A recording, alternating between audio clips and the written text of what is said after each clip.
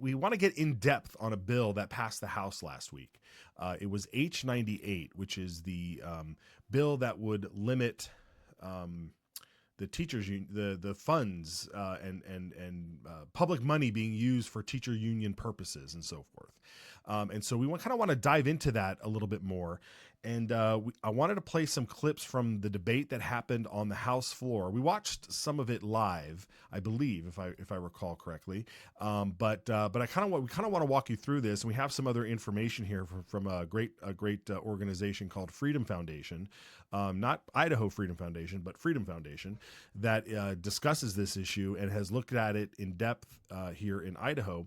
And so we'll share some of that first. But real quickly, just to get you up to speed on this. And I think, you know what, I think we will put up the bill, that highlighted bill that we have here. This is H98. And it kind of disregards some of the highlights here because we used this for a previous, when we were looking at Representative Clow's comment on here. But basically what this says is that no public official in a position of authority over a professional employee may authorize the use of taxpayer funds to promote teachers' unions.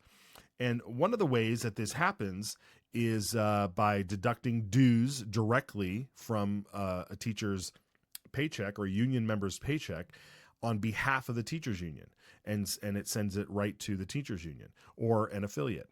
The other things that may or may not occur, or I'm sorry, that may occur but not widespread, but may occur in Idaho, is increasing a professional employee's compensation with the intent that the additional compensation can be used to pay off a teachers union. We'll get into that. This bill would also stop providing more personnel or more personal or contact information of a professional employee to a teachers union affiliate, giving them their information to disclose all that. It would also stop the requiring or the coercing of a professional employee to meet, communicate, listen to, or otherwise interact with a teachers union or its affiliate. Also distributing communications or membership solicitations on behalf of the teachers union. And contributing public funds to or expending public funds on behalf of a teachers union or its affiliate. And of course, those are just a few of the highlights. The bill's couple pages long here and goes into greater detail. So let's go back. So let's set this up. One of the more interesting things during this debate, and Representative Judy Boyle was the one to open the debate with this and to sponsor the bill on the floor. One of the interesting things is that most people, when they stood up to take on this bill, they only focused on that first part, the deduction of dues. And it struck me kind of odd because they all kept standing up saying how they oppose this bill because deducting dues just seems so it's easy. You don't have to worry about it. It doesn't cost anything and all this sorts of stuff. So let's watch a couple of these. Here is Representative Josh Wheeler from District 35 all the way down in the southeast corner of the state. Let's listen to some of his debate. Gentleman 35. Mr. Speaker, to debate the bill. Gentleman has the floor. I think one of our fundamental rights is enshrined in the First Amendment, and I think this bill reaches too far into our citizens' First Amendment rights, the right of peaceable assembly. This is one of those national solutions that has come looking for a problem or an issue that really does not exist in Idaho. None of our districts, as the good sponsor intimated, are required to interact with their union-represented teachers in the ways that have been discussed. Those are decisions that have been made at the local level. And so in the areas where union representation exists and the superintendents or the school district have chosen to interact with those teachers in this way, I think it is positive that we leave that decision in the hands of the local individuals. In the districts where there are not unions, yes, they don't have issues with local control because we are not trying to reach into their First Amendment rights and take away that ability to assemble. I think it's also important to recognize that this bill goes a little far in its definitions of what receiving taxpayer funding is. Again, if school superintendents or school districts have found it more convenient and a better solution to negotiate with their union represented and non-union represented teachers on school property, I think we should applaud them for being fiscally responsible in that way. And then the other thing I will mention is, again, this just isn't, it's not an Idaho issue. I think we see that our Idaho unions, our Idaho represented teachers, really help create solutions that we as a legislature have even mandated. We have requirements for them in their certifications, in their qualifications, and we find that our Idaho unions provide that training at, frankly, a discount to the Idaho taxpayer. The taxpayer is not paying for those trainings, but if we have this bill go through, the taxpayer will end up being on the hook for those trainings. It will be on the hook for negotiations and conversations that occur off-site. And so for that reason and several others, Mr. Speaker, I'm going to be a red light on this one. All right, Representative Wheeler, be careful what you say when you talk about taxpayers not paying for trainings. I have a list of professional development trainings that the taxpayer pays for to send teachers and administrators halfway across the country, New Orleans, Las Vegas, Denver, Miami, wherever they go, to have these like junkets on your dime to learn professional training and to learn professional developments. What other job out there sends you on a yearly basis or sometimes a quarterly basis to some training somewhere on taxpayer dime, right? Like, come on now. If you want to become a better teacher, it's up to you to become a better teacher. It's not up to me to pay more money for you to go off and learn and hang out at these DEI fests out in these teachers unions. Okay, I digress a little bit because that's not exactly what we were talking about here. But if he wants to go down that road, we got plenty of evidence and plenty of receipts for that. Okay, let's go over to Representative Mark Sauter, who had a much more brief objection to this bill. But let's listen to this. Gentleman like to debate the bill? I would like to debate against the bill. Yes, sir. Gentleman has the floor to debate against the bill. Thanks. All of us stood up and recognized our flag earlier this morning. We finished with liberty and justice for all. I think as a group, I should say for myself, I have great respect for the freedom to associate and the freedom to work together.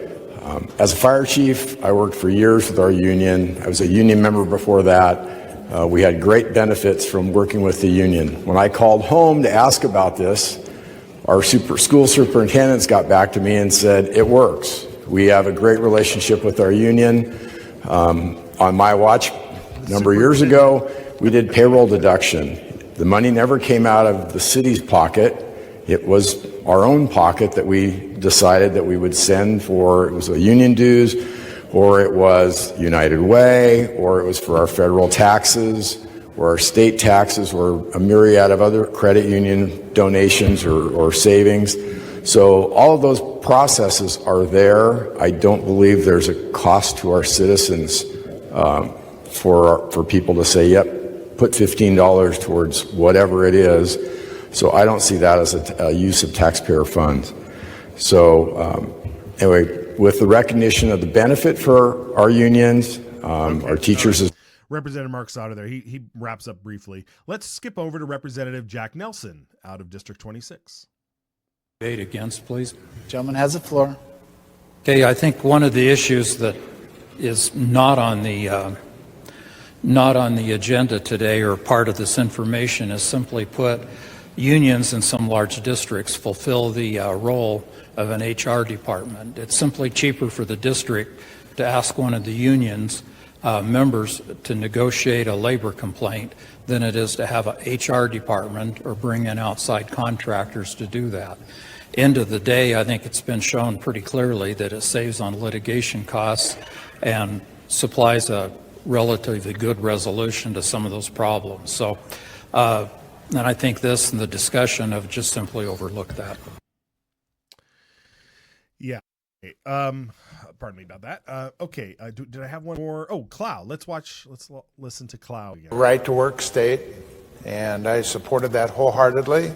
I have some resistance to the idea of public employees being in a union. However, when I looked at this bill, I think it went too far. And I recognize that it went too far on one of the very first sections of the bill when it starts out with the word dues. If it's too costly or is a cost for a school district to deduct the dues from a paycheck and then remit that most likely electronically to a union, then that's pretty petty. That's very, very narrow. And I think but the good lady from 9 pointed out a bunch of egregious things that I think can happen and do happen with state taxpayer funds. And I would support that. But when they start out with one of the very first words is dues paid as a deduction from the payroll voluntarily, and the money is coming from the employee, that I think that just goes too far. And I told the gentleman, lobbyist that came to talk to me, why do you... Oh, that's just too far.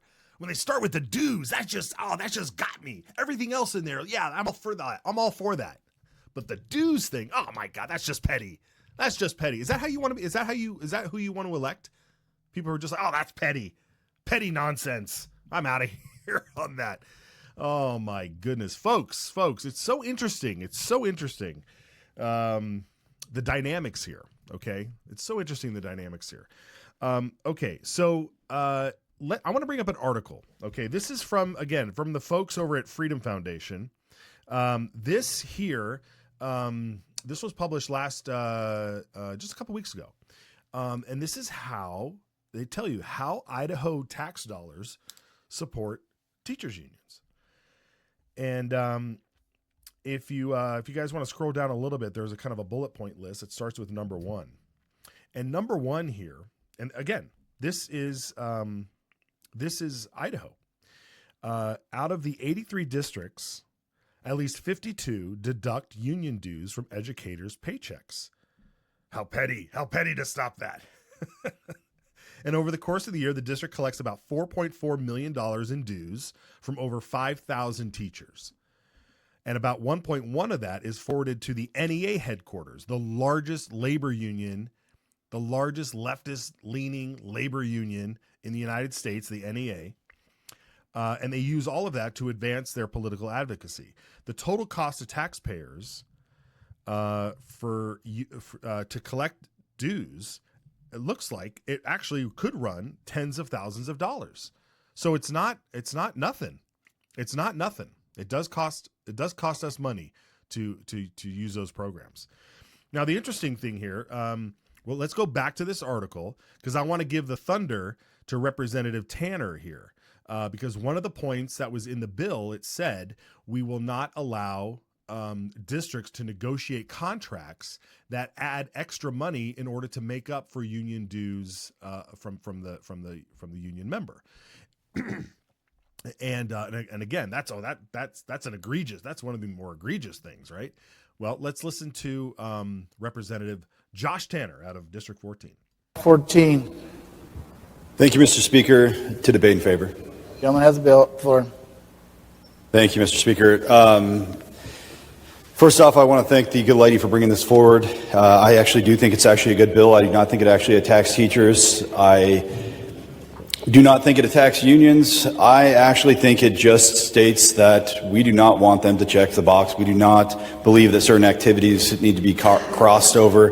But beyond that, we've got contracts, and I'll point out, I think the good lady kind of addressed it when she first was giving her debate, but the city of Boise, their union contract, has a 1.132% professional service that's put into their contract that they get paid for the preceding year. When you start looking at that and you go, okay, what professional service? Why are you getting an additional amount within that? And then you go back and you look at how much they're actually getting paid, what they're paying in for their dues for their union ones. It matches pretty much up right away. So I do think there's conflicts. I do think that there's issues that we've actually run into, and this just helps really draw that line to make sure that we don't have those issues going forward. So with that, I would recommend your green. Well, look at that. Let's go back to that article. School number 2, school districts paying teachers union dues. Now that doesn't happen, right? Well, the Boise School District, as just pointed out by the good Representative Josh Tanner, the Boise School District offers a teacher a monthly salary enhancement approximating the cost of a teacher's union dues, and nothing would prevent a district from explicitly paying teachers' dues or, for that matter, contributing funds directly to the union. So there it is. It just so happens that there's a what did he call it? A compensation enhancement of 1.32% or whatever. Like, what does that even? Of course, that's for union dues, right? The next one, enhanced access to teachers' personal information, right? Teachers' unions in at least 2 districts have successfully bargained for the right to personal contact information about teachers that any other member of the public would be prohibited from acquiring under the Public Records Request Act. So a union, which is a completely private organization, has been able to negotiate with the state or with these districts for contact information to contact these teachers. And why would they want to do that? Because if they're not in the union, they want to make sure they are, and they want to have the data, right? Number 4, union Number 4, union participation and membership solicitation during new employees orientations. So when staff and potential union members, future union members, show up for orientation at least a dozen school districts, they allow teachers unions to solicit membership as part of the district operated new hire orientation process with no apparent ability for teachers to opt out. And then number 5, at least 51 school district teachers unions contracts include release time provisions requiring taxpayers to foot some of the bill for the teachers' time spent outside of the classroom doing union business. This was something that was brought up in committee. And then, of course, access to the school facilities and resources. You've heard some of the arguments saying, well, it's much cheaper if they just have all the business on campus. Sure, that may be true. But the union has a ton of money. Maybe they could host a negotiation over at the Holiday Inn, right? It doesn't have to be on the taxpayer dime, right? That's what we're talking about here, folks. Representative Rob Beiswinger had some comments as well during the debate. Let's listen to those. Floor. Just a few things here. Idaho is a right-to-work state that was passed back in the 80s, and that law makes it so that no employee can be required to pay union dues or fees as a condition of employment. And so that's really the Idaho way. And from what I can tell in this bill, a teacher can still choose for themselves as an individual whether they can join a union or not. So that right is still respected. They can still ask for them to be bargained for. And, back in the days when unions started, it was considered unthinkable by the union officials that public sector employees would be unionized at all. So actually, I think this bill respects the right both of taxpayers and of the teachers who would want to join a union and not want to join. Thank you, gentlemen, for the debate. Yeah, very good, Representative. One of the things that he mentioned there was that this was the Idaho way, right? However, I think Representative McCann wanted to take a few jabs at this bill and sort of use the idea that this is a national problem, because it is, as somehow not being an Idaho problem. Let's listen to this following exchange here during McCann's debate. Time. So I think that we just need to be careful, because saying a free ride, talking about teachers kind of puts this in a bad light, and I think the teachers have taken enough of a hit, and this bill just is going too far. And I agree, this is not an Idaho bill. This is a bill that comes from out of state. We always are saying, let's do this the Idaho way. Let's stop bringing in out of state. Good lady, your objection is noted, and please not talk about the out-of-state folks, talk about the bill. Okay, I believe the bill is from out of state, but that's fine. Mr. Speaker, I object. The bill did come from the Education Committee, if I'm not mistaken, and it did come from Idaho. It didn't come from another state, so try to keep it that way. Okay, I think we know what I'm saying, so I think we do know what you're saying. But the bill, I love that from the speaker. The bill came from Idaho. It came from the Education Committee right here in Idaho. Very done. Very, very well done. But yeah, I mean, preposterous. This is dealing with an Idaho problem. We just went through a list of put out by the folks at Freedom Foundation that talked about what's going on, right? These are the numbers. These are the numbers, folks. All right, let's listen to Representative Judy Boyle bring it home. Thank you, Mr. Speaker, and thank you very much, members. It's always good to have a lot of debate on a bill that's a little controversial. First of all, I don't believe that I said teachers get a free ride. I said unions are getting a free ride at the taxpayer's expense. Number two, this is not about stopping collective bargaining. It's in code that the teachers union and the firefighters can do collective bargaining. Number three, this has nothing to do, did you see the word firefighter anywhere in this bill? Or law enforcement? No, we're not talking about those unions whatsoever. I'd like to remind the members that over 50% of our general fund goes to the K-12 schools. Therefore, we do have a reason to be involved on what goes on with the taxpayer money. And last of all, we're just asking the unions to cover their own expenses.